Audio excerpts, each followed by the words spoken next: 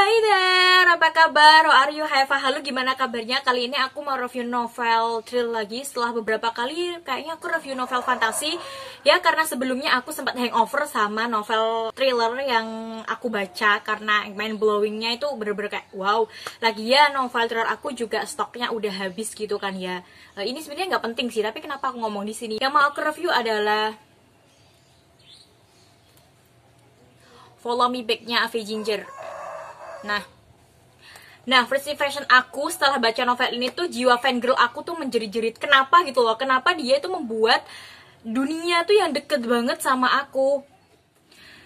Novel ini bercerita tentang Teresa Hart yang terkurung di rumahnya karena dia tuh punya penyakit yang namanya agrofobia, dimana dia fobia terhadap keramaian. Satu-satunya pelariannya adalah dengan menjadi fangirl dari artis bernama Eric Thorne. Dia juga menulis fanfiction tentang Eric, dimana dia juga memulai tagar terobsesi Eric Thorne yang viral di Twitter. Sedangkan Eric, dia itu menganggap penggemarnya itu sedikit mengganggu dan mengancam keselamatannya. Menarik kan ya? Novel ini tuh memberi pandangan baru buat saya. Di novel ini tuh relate banget sama kehidupan remaja zaman sekarang, dimana nggak jauh dari fangirling, idol, pacar yang setiap hari waktu kita tuh pasti dihabisin di sosmed. Dan novel ini itu gimana ya, kayak can relate di dunia nyata sih. Kadang fangirl itu nggak tahu gimana perasaan idol mereka, nggak berpikir gimana perasaan idol mereka, tapi asalkan mereka senang dan nggak peduli idolnya itu gimana, soalnya idol kan juga manusia. Dan di novel ini tuh diceritain pandangan perasaan idol pada penggemarnya, bahwa idol tuh bisa saja membenci penggemarnya, bisa saja dia nggak suka penggemarnya, bisa saja dia tertekan, atau bisa saja dia terpaksa melakukan hal itu. Itu sih. Novel ini bergenre misteri thriller, ada sedikit sentuhan psikologinya, di mana Tessa di sini mengidap agrofobia, Eric yang sepertinya mengidap kecemasan, dan fangirl gila yang sepertinya mengidap obsesi gitu. Di novel ini juga agak meremehkan penyakit psikologi, dimana di novel ini tuh dijelasin banget kayak kalau Tessa itu benar-benar nggak bisa keluar rumah, dan Eric yang benar-benar khawatir sama dirinya sendiri, serta fangirl yang lumayan gila di sini dengan tindakan-tindakan gila. Terus novel ini juga memberitahu kita bahwa kita semua kalau sudah menyukai seseorang, kita tuh pasti punya fantasi terhadap orang itu. Ya, memang aku akui itu benar, karena berfantasi kadang itu mengasihkan dan bisa membuat kita melupakan masalah yang ada di hidup kita untuk sejenak gitu. Menurut aku, alur novel ini tuh cepet, tapi entah kenapa di awal-awal aku sendiri tuh kayak males ngikutin novel ini, tuh kayak kurang dapet feel-nya gitu.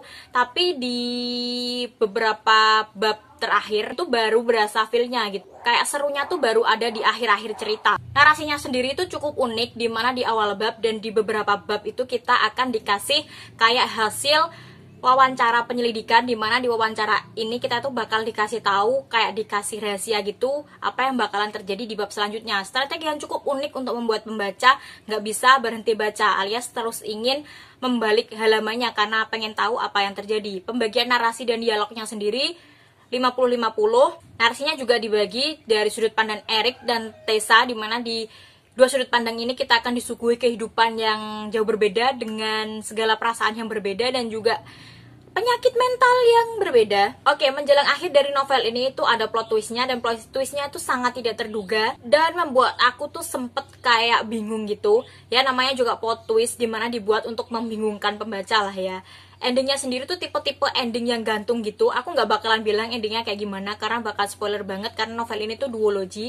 Ada lanjutannya yang judulnya Normalize, dan kayaknya ending yang sebenarnya dari novel ini tuh bakalan ada di Normalize gitu. Aku sendiri kasih novel ini rating 3,6 di Goodreads. Buat kalian yang udah baca novel ini, kalian kasih novel ini rating berapa, dan kasih tahu aku pendapat kalian tentang novel ini. So, mungkin itu aja reviewnya untuk novel ini, Follow Me Back.